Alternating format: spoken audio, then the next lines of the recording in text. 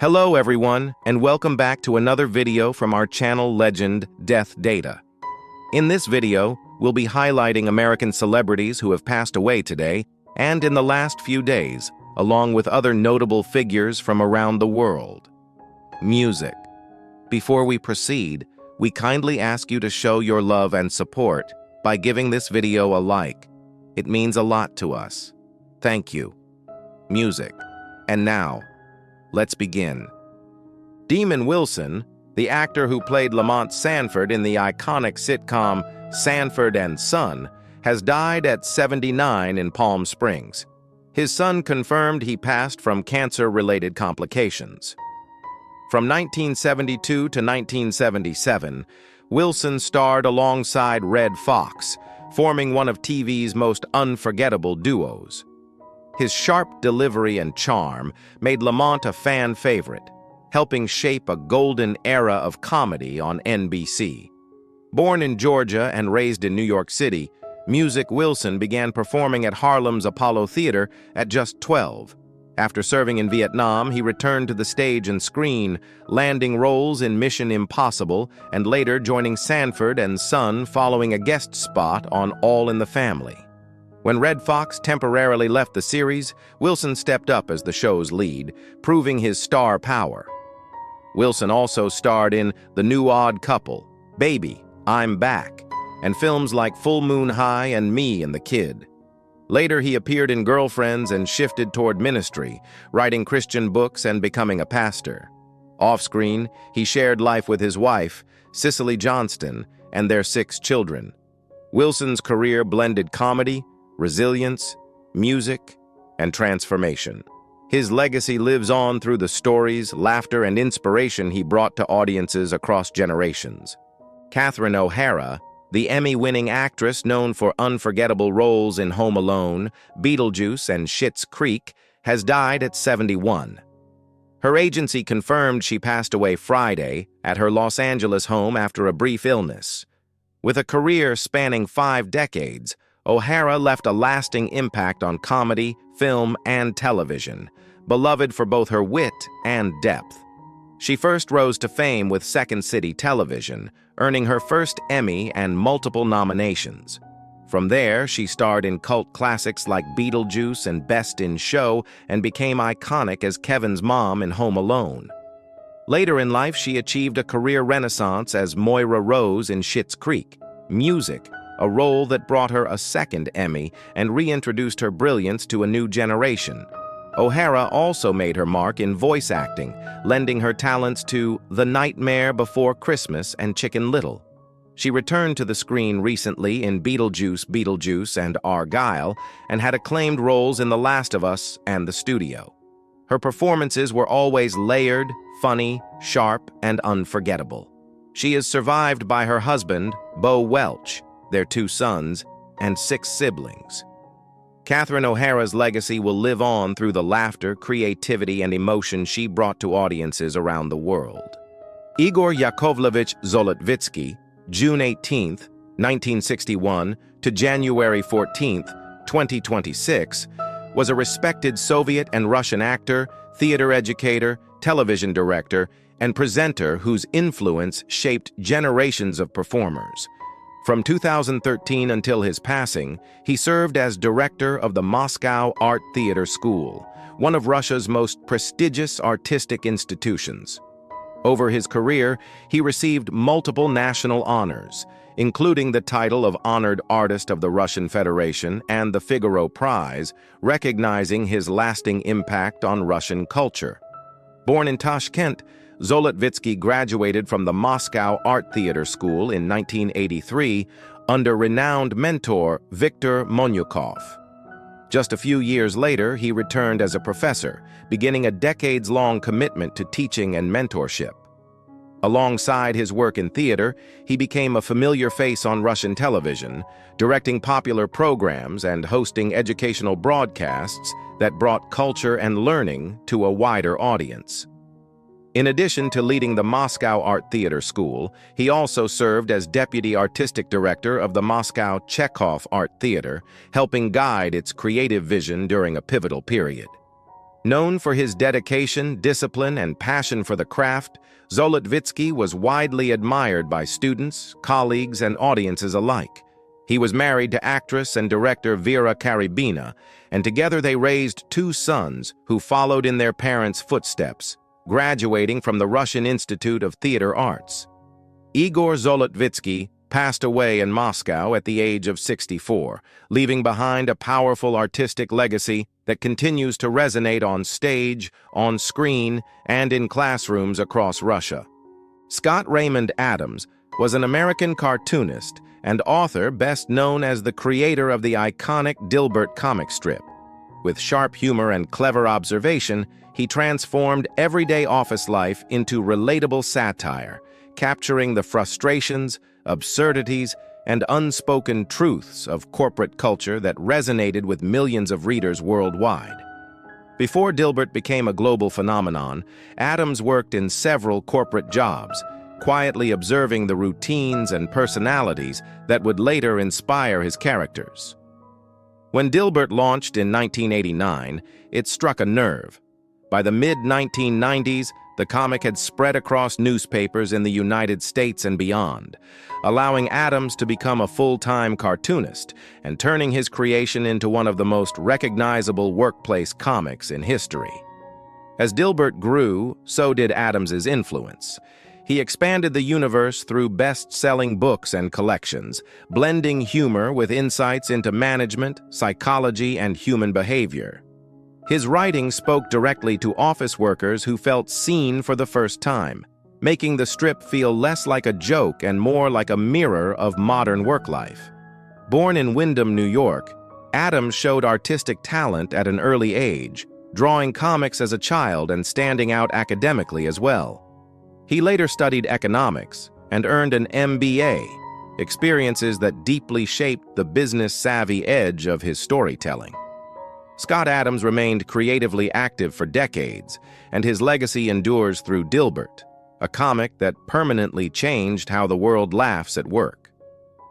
Esther Thomas, known on social media as Sunshine, died on January 9th. Her family announced on Instagram, "We, the family of Esther Thomas aka Sunshine, with pain in our heart, regret to announce the sudden demise of our beloved sister and daughter," they wrote in a January 10th post.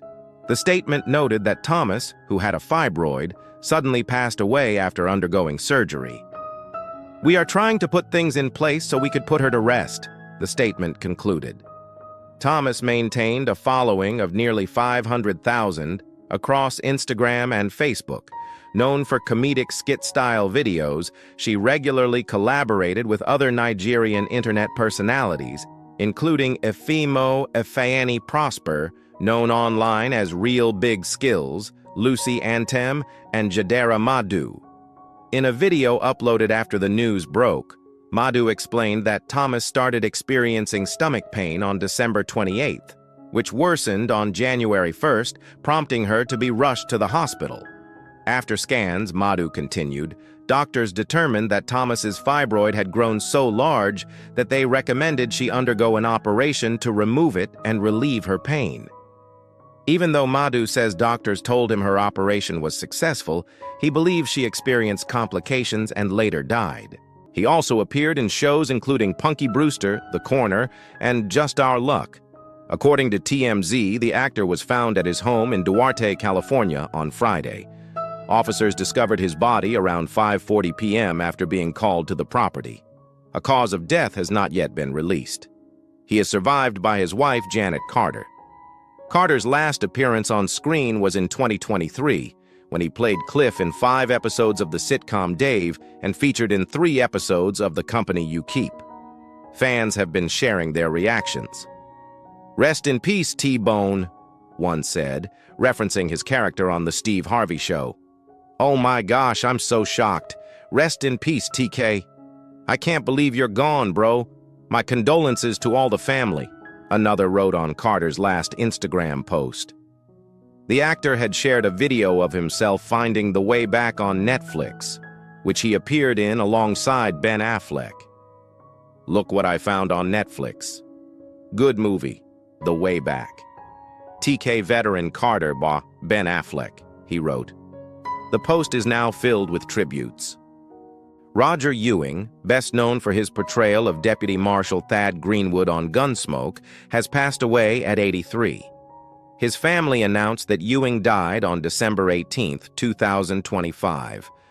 According to The Hollywood Reporter, Ewing first appeared on Gunsmoke in February 1965 at age 23, playing a character named Ben Lukens. Later that year, he began portraying the young Deputy Thad, appearing in 50 episodes until September 1967. Ewing got his start in acting as a high school senior when he appeared in a variety show satire of Gunsmoke. After working as a lifeguard, he switched to acting, making his debut in 1964 in the film Ensign Pulver. That same year, he landed guest appearances on Bewitched, The Baileys of Balboa, and The Bing Crosby Show. After his time on Gunsmoke, Ewing appeared in The Mothers-in-Law in 1967. But here's what many don't know. Ewing left acting to pursue photography, which took him to Mexico, Russia, Europe, and the South Pacific. He was also active in local politics and ran for city council in his hometown of Morro Bay in 2003. L.A. Simone, an American chef and culinary producer, was the first black woman to appear as a regular host on America's Test Kitchen and founded the mentoring organization She Chef. Her first position in the culinary field was at a kosher bakery in Oak Park, Michigan. Before pursuing a full-time culinary career, Simone worked as a social worker in Detroit while also taking on part-time work as a prep cook. She later studied at the Culinary Institute of New York and earned a master's degree in entertainment business. Beginning in 2016, Simone became the first African-American woman to serve as a regular host on the PBS television series America's Test Kitchen, where she worked as a test cook and food stylist and also contributed instructional videos for the show's online cooking school. In 2018, she was featured in a segment on NBC's The Hub Today. The following year, she hosted 28 Days of Edna, a month-long America's Test Kitchen series dedicated to the legacy of Edna Lewis. She was born in 1976 and died on January 5th at the age of 49 due to ovarian cancer. Tom Cherones was an American television director and producer widely recognized for his work on Seinfeld, where he directed 81 of the 86 episodes produced during the show's first 5 seasons. His contributions to the series were honored with a Directors Guild of America Award for directing and a Primetime Emmy Award for his role as a producer. Cherones began his career in educational television while studying at the University of Alabama. He later produced and directed programs for WQED in Pittsburgh before relocating to Hollywood in 1975. His first industry role was as a production manager on the daytime television series General Hospital. His career as a television director began in the 1980s with work on My Sister Sam. He achieved widespread recognition in the 1990s for directing and producing Seinfeld and subsequently directed episodes of News Radio. He was born in 1939 and died on January 5th at the age of 86 due to Alzheimer's disease. John Cunningham, an American actor, had a career spanning nearly 7 decades in Broadway, film, and television, earning recognition for his versatility and memorable character performances. Following his graduation from Dartmouth, he served in the U.S. Army and performed for troops in Europe. His professional debut came in 1960 on a tour of My Fair Lady. His Broadway credits include Cabaret, 1776 Company, Zorba, The Sisters Rosenzweig, and 6 Degrees of Separation. He last appeared on stage in the off-Broadway production Painting Churches in 2012. He was born in 1932 and died on January 6th at the age of 93 due to a heart attack. Actor Richard Dimitri has died at the age of 83, leaving behind a career that quietly touched film, television, theater, and comedy for more than 4 decades. He passed away on December 18, 2025, with his wife Christiane by his side, according to his obituary. Born and raised in New York by a single mother, Dimitri worked his way into the entertainment world through persistence and talent. He graduated from the American Academy of Dramatic Arts in 1962 and quickly made his mark off-Broadway before earning roles on Broadway in productions such as Zorba, The Guide, and Lisa Strata. His path later led him to television, where he gained recognition, playing twins Bertram and Ronaldo on Mel Brooks' When Things Were Rotten, a role that brought him to Los Angeles in the mid-1970s. Dimitri went on to appear in notable films including Johnny Dangerously, Let It Ride, and The World's Greatest Lover, while also making guest appearances on popular shows like Hawaii Five-0, Starsky and Hutch, The Tracy Ullman Show, and Hearts of Fire. Known for his sharp timing and distinctive presence, he also performed stand-up at Los Angeles's famed Comedy Store. Despite being offered an opportunity to audition for the Vienna State Opera, he chose to remain focused on acting. In the 1990s, Dimitri expanded into television writing and co-created the Fox sitcom Daddy Dearest. Health challenges led him to retire from entertainment in 1998, after which he found new success as an art and antiques dealer, later opening a gallery with his wife in West Hollywood. He is survived by his wife of 26 years, Christiane. His legacy lives on through his work, his creativity, and the many lives he influenced both on and off the screen. Boston chef, food stylist, and television host Elle Simone Scott has died at the age of 49, leaving behind a legacy that reshaped food media and inspired a generation of home cooks and creators. Her passing was confirmed by America's Test Kitchen, where she became one of the most recognizable and influential faces in the brand's history. Scott made history in 2016 as the first Black woman to become a regular on-air presence at America's Test Kitchen. But her impact went far beyond the Test Kitchen. With confidence, warmth, and authority, she helped redefine what representation looked like in culinary television, opening doors that had long remained closed. Friends and colleagues remember her as someone who built community, created opportunities, and brought joy into every space she entered. A best-selling author, Scott wrote boards, stylish spreads for casual gatherings and food gifts, and created and hosted the Walk-In podcast. She also founded Chef, a culinary network designed to uplift underrepresented voices in the industry, and was a passionate advocate for food access and nutrition equity. Scott often spoke about resilience, reinvention, and purpose. After losing her job and home during the 2008 recession, she chose to pursue cooking, the one thing that brought her peace. That decision led her to a career that changed lives, including her own. Diagnosed with ovarian cancer shortly after joining America's Test Kitchen, she continued to work, teach, and inspire, always focused on impact and legacy. Elle Simone Scott's influence lives on in the kitchens, screens, and dreams of millions who saw themselves reflected in her work. Jim McBride, the legendary Nashville songwriter best known for co-writing Alan Jackson's iconic hit, Chattahoochee, has died at the age of 78. His passing was reported on January 6th, sending shockwaves through the country music community.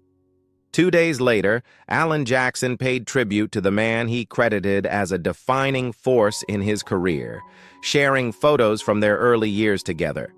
Jackson called McBride a great and genuine songwriter, adding that his own journey might have turned out very differently without McBride's guidance, inspiration, and belief during those crucial early days. Born and raised in Huntsville, Alabama, McBride didn't pick up a guitar until age 21, but once he did, his rise was unstoppable. His songs quickly found national attention, with early work appearing on Hee Haw and his first chart success arriving in 1979. From there, McBride became a hitmaker, writing multiple #1 songs including Bet Your Heart on Me and Rosanna's Paradise. His partnership with Alan Jackson produced some of modern country music's most enduring songs, including Chasing That Neon Rainbow, Someday, That's All I Need to Know, and the genre-defining Chattahoochee, which earned both Song of the Year and Single of the Year honors. Over his career, McBride wrote for country legends spanning generations, earning him induction into both the Nashville Songwriters Hall of Fame and the Alabama Music Hall of Fame in 2017. His influence lives on through songs that continue to define country music and through the artists whose careers he helped shape. Veteran actor Isaiah Whitlock Jr., known for his unforgettable role as corrupt politician Clay Davis on HBO's The Wire, passed away on December 30th at age 71. His signature delivery of the catchphrase, "She it," became iconic across all 5 seasons of the acclaimed crime drama. Whitlock built a remarkable career playing complex political figures on television. He brought brilliance to the role of Secretary of Defense Genioba George Maddox on HBO's Veep, portrayed the morally compromised politician Charlie Figueroa with ties to organized crime on Showtime's Your Honor, and most recently appeared as Chief of Police in Netflix's The Residence. Whitlock forged a lasting creative partnership with Oscar-winning director Spike Lee, appearing in 6 of Lee's films over nearly 2 decades: 25th Hour, She Hate Me, Red Hook Summer, Chirac, Black Klansman, and Da 5 Bloods. This collaboration showcased his versatility and cemented his place as one of Lee's most trusted actors. Throughout his extensive career, Whitlock earned respect as a character actor who brought depth, authenticity, and memorable moments to every role he inhabited. His contributions to television and film left an indelible mark on audiences worldwide.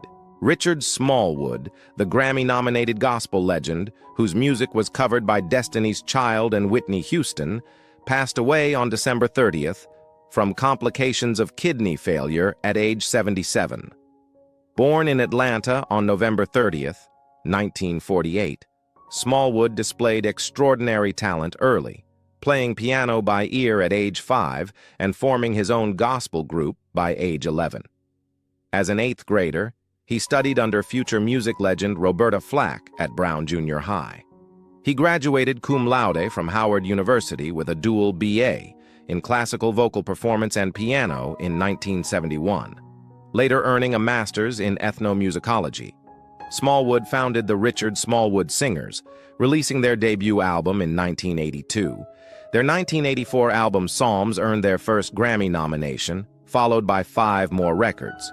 In 1995, he formed the group Vision, releasing albums into the 2000s and earning 8 total Grammy nominations, including his final nod for Trust Me from his 2022 album Promises. Throughout his career, Smallwood won numerous Dove and Stellar awards and performed for 3 U.S. presidents, Nixon, Reagan, and Clinton, and became one of the rare gospel artists to tour the Soviet Union. In 2006, he was inducted into the Gospel Music Hall of Fame. In 2019, Smallwood published his autobiography, Total Praise, opening up about his struggles with grief and depression, showing vulnerability alongside his musical brilliance. Michael Schumacher, the celebrated author known for telling the stories behind legendary artists and unforgettable moments, has passed away at the age of 75. Writing under the name M. Schumacher, he became widely respected for biographies of cultural icons like Francis Ford Coppola, Eric Clapton, Allen Ginsberg, and George McCann. His daughter, Emily Joy Schumacher, confirmed that he died on December 29th, remembering him as someone who loved conversation, people, and stories above all else. Born in Kansas and raised near Lake Michigan in Kenosha, Wisconsin, Schumacher was drawn to history from an early age. Although he studied political science, writing quickly became his life's work. He famously wrote everything by hand first, filling notebooks before transferring his words to a typewriter, a routine that defined his creative process. His career followed 2 powerful paths. One focused on deep, detailed biographies that explored the lives behind fame, and the other captured dramatic true stories from the Great Lakes, including shipwrecks, survival, and maritime history that kept readers turning pages. Those closest to him remember Schumacher as a storyteller in constant motion, coffee in hand, notebook nearby, always listening. Through his books, his voice and passion for history continue to live on, reaching new readers and reminding audiences why great stories never fade. Stephen G. Sheets, the former president and CEO of the iconic Sheets convenience store chain, has passed away at 77, leaving behind a legacy that reshaped an entire industry.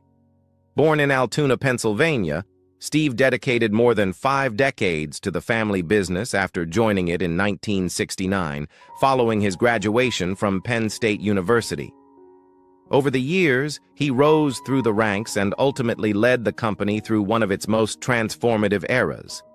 Under his leadership, Sheets evolved from a small regional chain into a multi-state powerhouse, expanding across Pennsylvania, Maryland, Virginia, West Virginia, and Ohio. But growth wasn't just about locations. Steve helped redefine what a convenience store could be, pushing innovation that changed customer expectations nationwide. He was instrumental in developing the made-to-order food program, which became a defining feature of the brand, and also championed early investments in technology, including mobile apps, loyalty programs, and modernized store designs, keeping Sheets ahead of its time. Company leaders describe Steve as a mentor, a visionary, and someone deeply committed to both people and progress. Beyond business, he remained actively involved in community initiatives supporting education, healthcare, and veterans' causes. Today, Sheets continues as a privately held company headquartered in Altoona with more than 800 stores and around 27,000 employees, an enduring reflection of the vision Steve Sheets helped build. The celebrated Hungarian filmmaker Béla Tarr, director of masterworks including Satan Tango and The Turin Horse, has died at age 70. Over 3 decades, Tarr directed 9 feature films, beginning with Family Nest in 1979 and concluding with The Turin Horse in 2011, which earned the Silver Bear Grand Jury Prize at the Berlin International Film Festival. Tarr frequently collaborated with Hungarian novelist Laszlo Krasznahorkai, who won the Nobel Prize in Literature. Several of Tarr's films were adaptations of Krasznahorkai's novels, including Satan Tango and Werkmeister Harmonies. His work garnered prizes at festivals throughout Europe and Asia. The Hungarian Filmmakers Association confirmed Tarr's passing Tuesday, announcing he died following a serious illness. Born in 1955 in Pécs, Tarr completed his first feature film at just 23 years old, winning the grand prize at the Mannheim-Heidelberg International Film Festival. His films were acclaimed for their stunning black-and-white cinematography and mesmerizing extended single takes that could stretch beyond 10 minutes. His longest work, Satan Tango, runs more than 7 hours. His distinctive style influenced art house cinema worldwide, including American filmmakers Gus Van Sant and Jim Jarmusch. Tarr worked closely with editor Agnes Hranitzky for decades, who co-directed his final 3 features. Following The Turin Horse in 2011, Tarr relocated to Sarajevo, where he founded the Film Factory Academy, and produced numerous student films while dividing his time between Sarajevo and Budapest. California Republican Congressman Doug LaMalfa died Tuesday. His office announced he was 65. Early this morning, Congressman Doug LaMalfa returned home to the Lord. He leaves a lasting legacy of servant leadership and kindness to the North State, said his chief of staff, Mark Spanigal, in a statement. Congressman LaMalfa cared deeply for the people he served and worked tirelessly to hold the government accountable on forest management, water storage, and individual freedom. LaMalfa's passing narrows the razor-thin House majority and could impact Speaker Mike Johnson's control of the chamber. The House stood at 219 Republicans and 213 Democrats after Representative Marjorie Taylor Greene of Georgia resigned Monday. LaMalfa's death brings the House to 218 Republicans. Democrats are positioned to gain additional seats from upcoming special elections.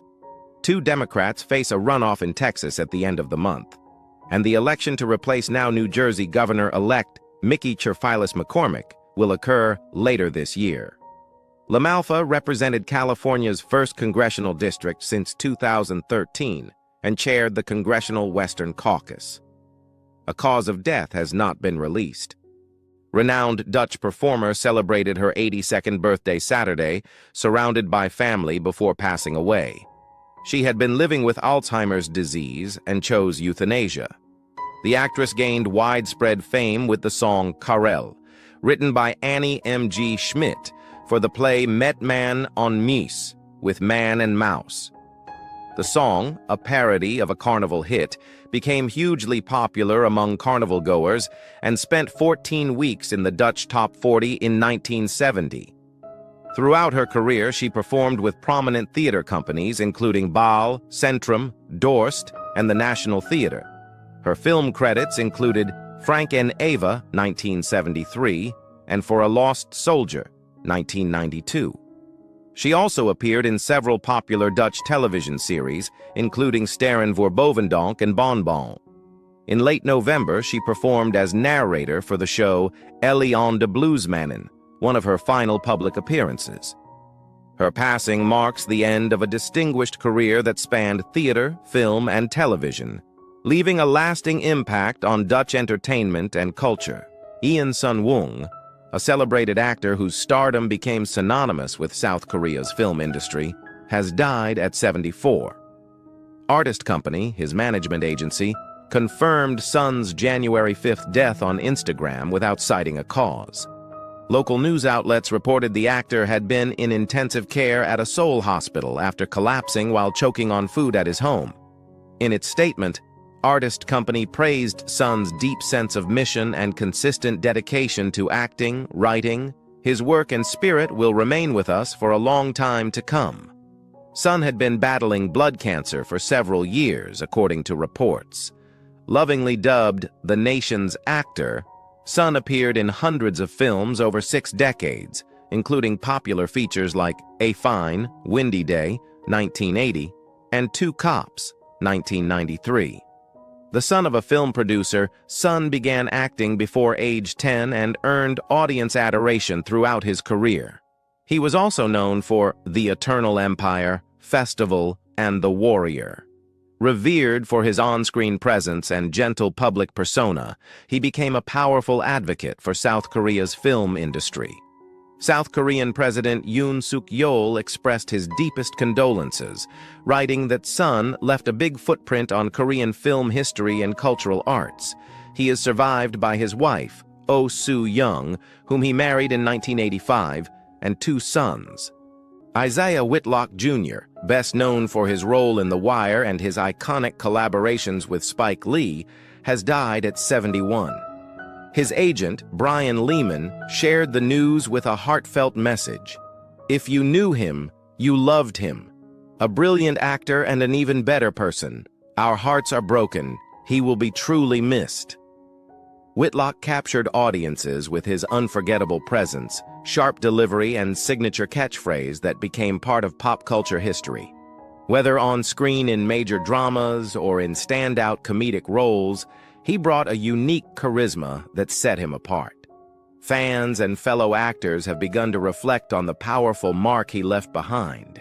His performances weren't just roles, they were moments that stuck with you. From gritty street dramas to clever satire, he always knew how to steal the scene. Stay with us as we look back at his legacy, his most powerful roles, and why his influence will continue to inspire for years to come. Tatiana Schlossberg, the granddaughter of President John F. Kennedy, has died at the age of 35. Her family confirmed the news in a message shared by the JFK Library Foundation on December 30th. Our beautiful Tatiana passed away this morning. She will always be in our hearts. The statement was signed by her husband, George Moran, their children, Edwin and Josephine, her parents, Caroline Kennedy and Edwin Schlossberg, and her siblings, Jack and Rose Schlossberg, along with sister-in-law Rory Kennedy. Known for her intelligence, warmth, and commitment to meaningful work, Tatiana carried forward a legacy that extended far beyond her famous last name. To those closest to her, she was a devoted mother, a loving partner, and a deeply cherished presence in their lives. As tributes continue to emerge, many are reflecting on the quiet impact she made and the legacy of family, purpose, and grace she leaves behind. Mick Abrahams, the original guitarist and founding member of Jethro Tull, has died at the age of 82. His passing was confirmed on December 19th. Jethro Tull frontman Ian Anderson shared a heartfelt statement recalling Mick's early contributions to the band and noting that he had faced serious health issues over the past 15 years, challenges that had kept him away from performing and out of the public eye. Anderson confirmed the news through former bandmate Clive Bunker, who received word directly from Mick's family. The loss has deeply touched fans and fellow musicians who remember Mick's pivotal role in shaping the early sound of Jethro Tull.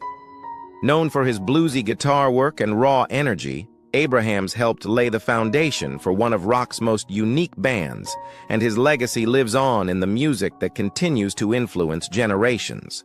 Jorge Garcia de Hinks, a 55-year-old Spanish influencer and respected pediatrician, and his wife, Natalia Roman, were involved in a tragic skiing accident on Monday in the Pyrenees, the mountain range along the border of Spain and France.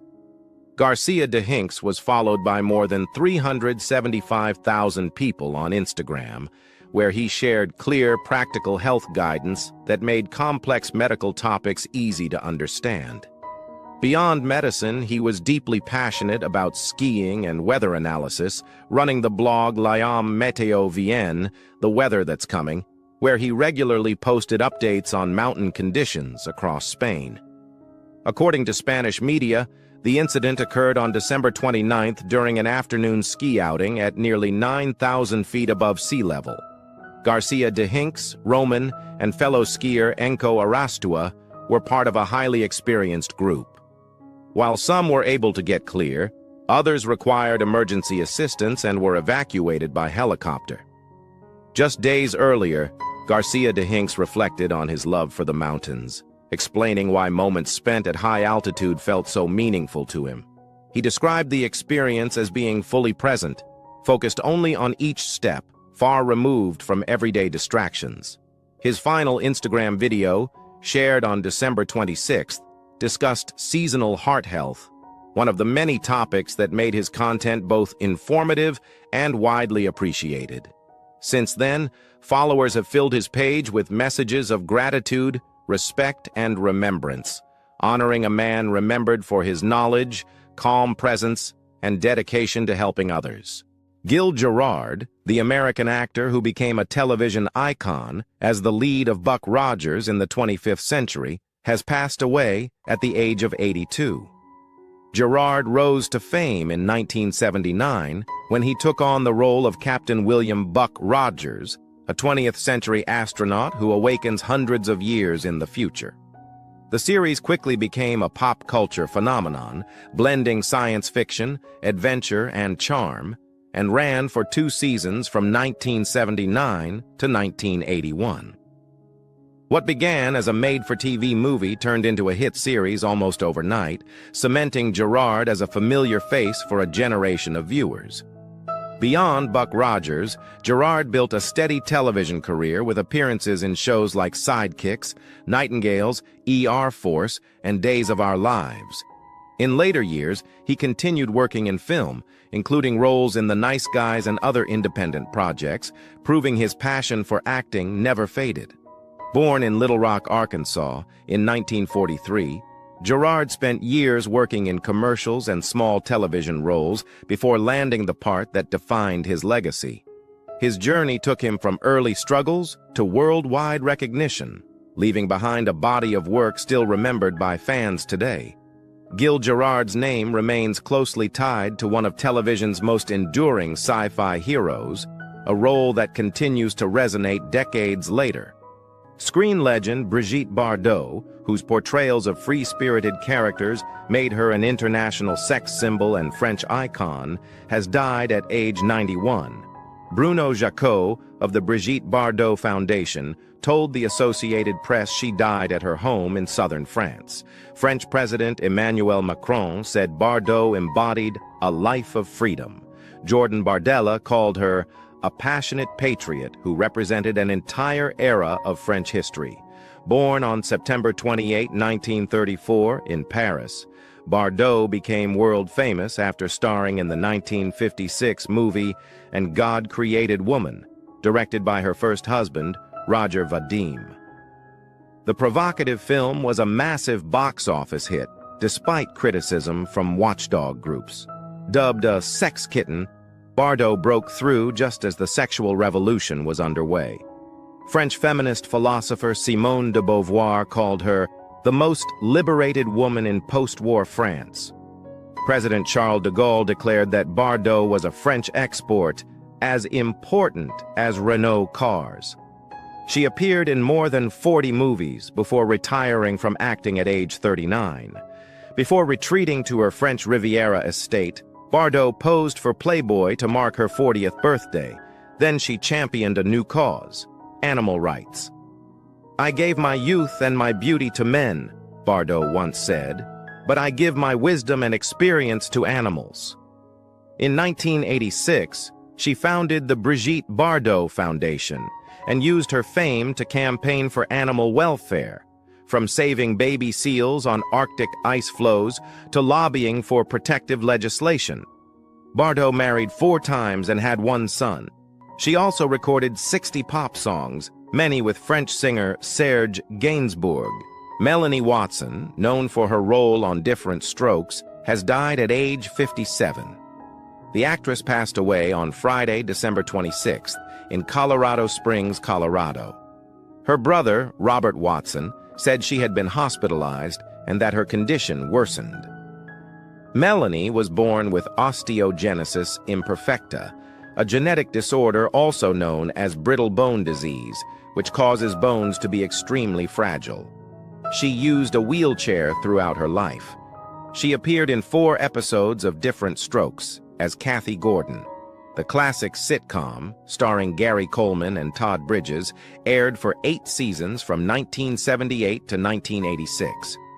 Her character was introduced in the show's 3rd season, with standout performances in the 1982 episode Kathy and the 1984 episode Kathy's Olympics.